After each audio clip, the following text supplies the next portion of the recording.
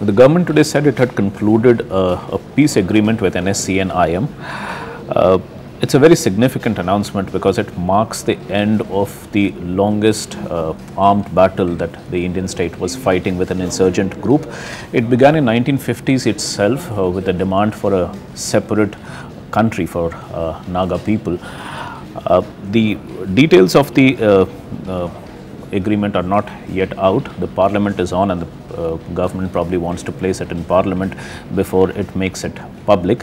But it's likely to be in line with the talks that have been going on for 18 years now.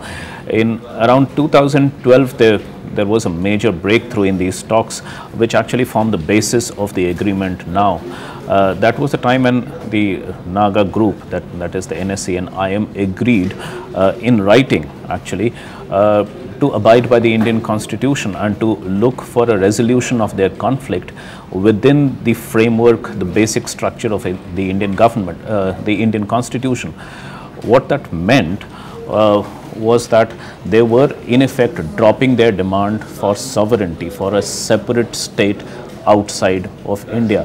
Now that was the first major breakthrough, and then the agreement has been built on after that. Today's agreement, as one of the officers said, is not a very detailed agreement. It's just a framework agreement, and the nitty-gritties would be decided later. But what has happened is probably the agreement obviously takes into account the core issues of both the sides. For the Indian government, it was obviously that there cannot be any compromise with the integrity and sovereignty of the Indian state, and also that in near future at least there would not be any redrawing of the state boundaries. What that meant was that certain areas of Manipur which are Naga inhabited would not become part of a Nagaland state, which the NSCN and other groups in Nagaland were demanding. That would not happen, at least in the short term. For the Naga people, their core issue was that their unique history, their unique identity, their unique culture should be recognized by the Indian state.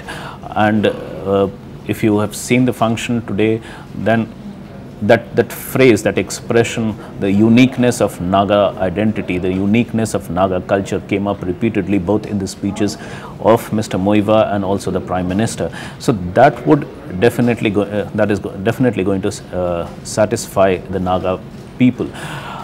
So these core issues having been decided and agreed upon, obviously from here on comes the nitty-gritties which would be decided later. There is likely to be a greater degree of autonomy that is likely to be given to the Nagaland state, probably more broader autonomy than any other state has been given. Nagaland already has a special article to itself. Article 371A of the Constitution gives special provisions to Nagaland. This is likely to be it might be strengthened, but as of now, we can only make an intelligent guess. Otherwise, the details, we'll have to wait for the details to see how it goes for Nagaland.